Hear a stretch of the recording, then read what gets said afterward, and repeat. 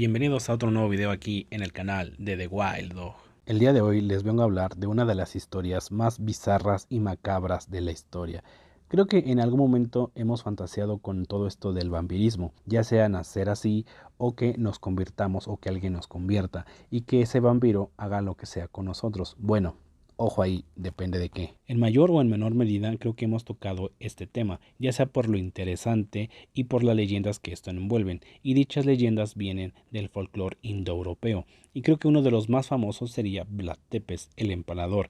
De hecho, gracias a él se basó el libro de terror más famoso en cuestión de vampirismo, de Drácula de Bram Stoker. Y dicho Vlad, como en toda la Edad Media, tuvo descendientes, y una de ellas muy lejanas, y será la protagonista de este video. El día de hoy hablaré de una mujer asesina en serie, de la mujer que más seres humanos ha matado. Hoy hablaré de la historia de Elizabeth Bathory, la condesa de la muerte. No te olvides de suscribirte y activar la campanita para que así estés al tanto de todas las actualizaciones.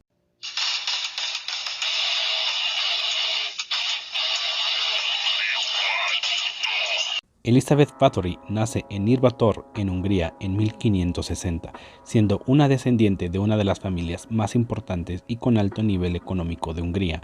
Los padres de Elizabeth, Anna y George, eran primos. Recordar que en esa época era algo muy común y normal que entre la misma realeza se casaran. Gracias a esas prácticas habían muchos problemas de consanguineidad, o sea, que los hijos tuviesen problemas de índole genético, ya sea con extrañas enfermedades o con problemas mentales, etc. En el caso de Elizabeth no era algo físico, sino a nivel mental. De niña sufría ataques epilépticos muy fuertes y de hecho uno de esos ataques casi la mata.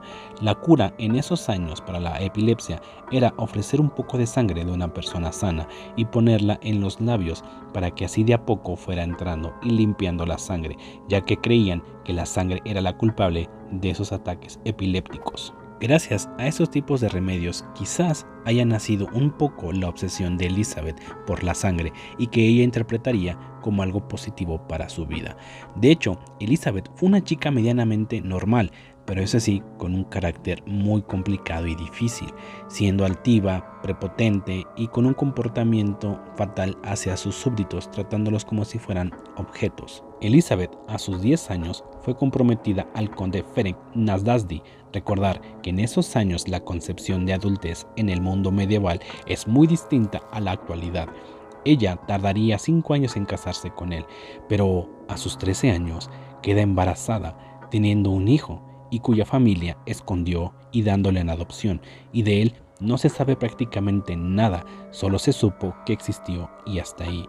Ella, con problemas de salud, con un gusto a la sangre y con un compromiso de casamiento y embarazada, ya era una carga fuerte para una chica de 13 años. Y ya con dinero y poder, vaya combinación peligrosa. Ya a sus 15 años se casa con el conde Ferenc. La boda es un evento social increíble, con casi 5,000 invitados. Los recién casados se instalan en un castillo de él por un tiempo.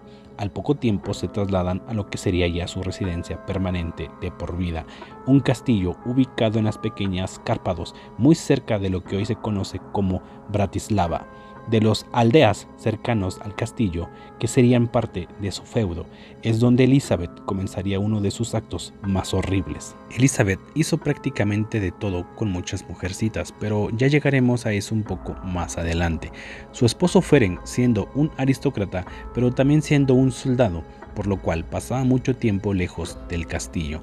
Ella durante mucho tiempo se comportó de manera normal, teniendo un matrimonio muy común, pero siendo muy complicada por su carácter, muy mandona y con una obsesión por su belleza, pero sobre todo con la juventud.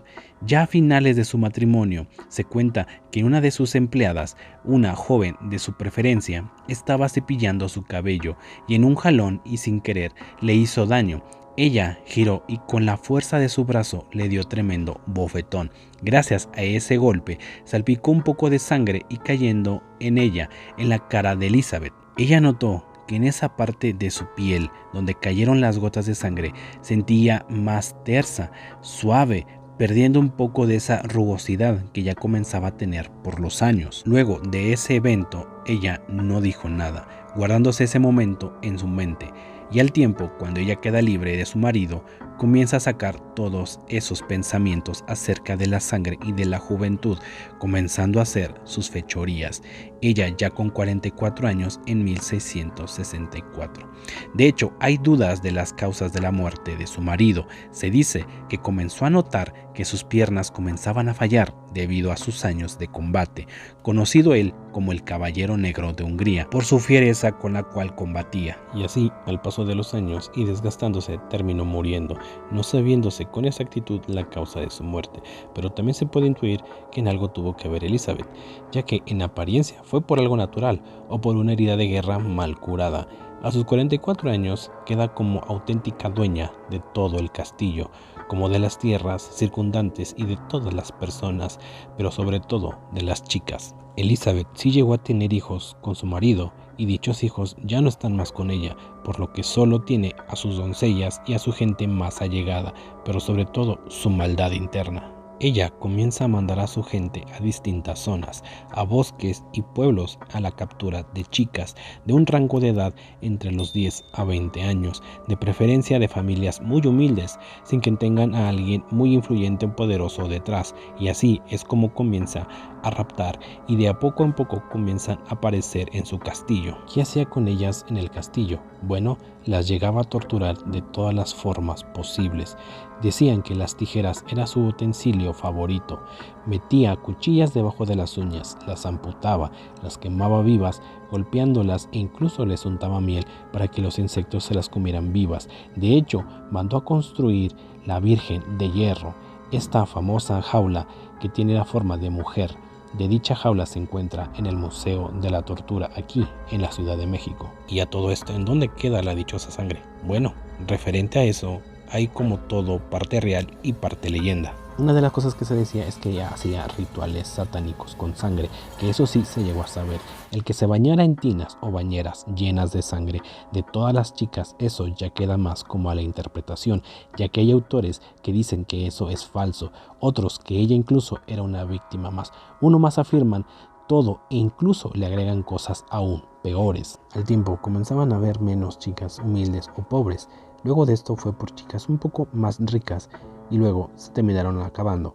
Luego raptaba ya de otra manera y era que ella invitaba a las chicas al castillo para que aprendieran educación y lenguaje.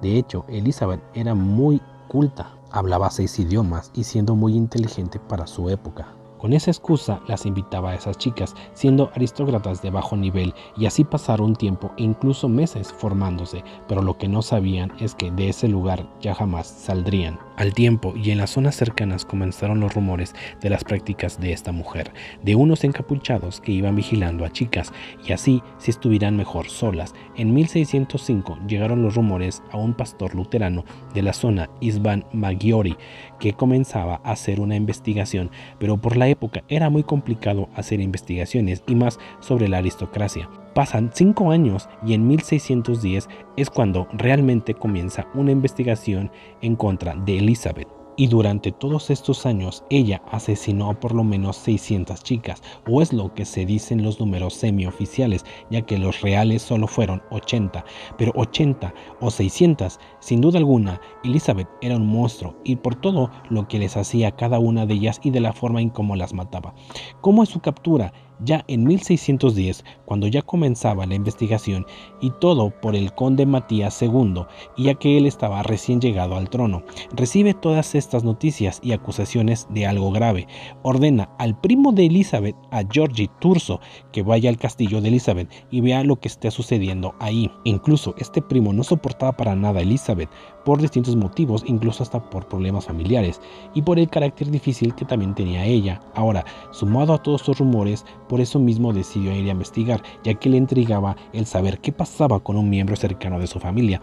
Elizabeth, ella no contaba con un ejército, así que no tenía manera de defenderse ante cualquier ataque, así que su primo llega a las puertas del castillo con un pequeño séquito de soldados. Al abrir las puertas en la zona del patio, siendo la primera zona del castillo, ya que así son los típicos castillos medievales, ahí encuentran a decenas de chicas algunas muertas y otras desangrándose. Luego logran entrar a la casa del castillo y en este punto es donde se cuentan dos versiones. Una, que se encontró a Elizabeth en una tina llena de sangre bañándose con ella, y la segunda, más creíble y probable, es que la encontraron torturando a una de las jóvenes.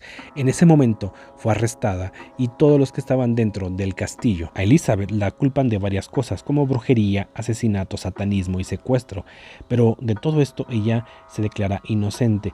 Uno de sus mayordomos afirmó que todo fue absolutamente cierto, y habiendo 300 declaraciones de distintas chicas, unas que pudieron escapar del castillo, otras en intentos de captura y otras que decían que conocían a algunas chicas que entraban al castillo y ya no salían de él.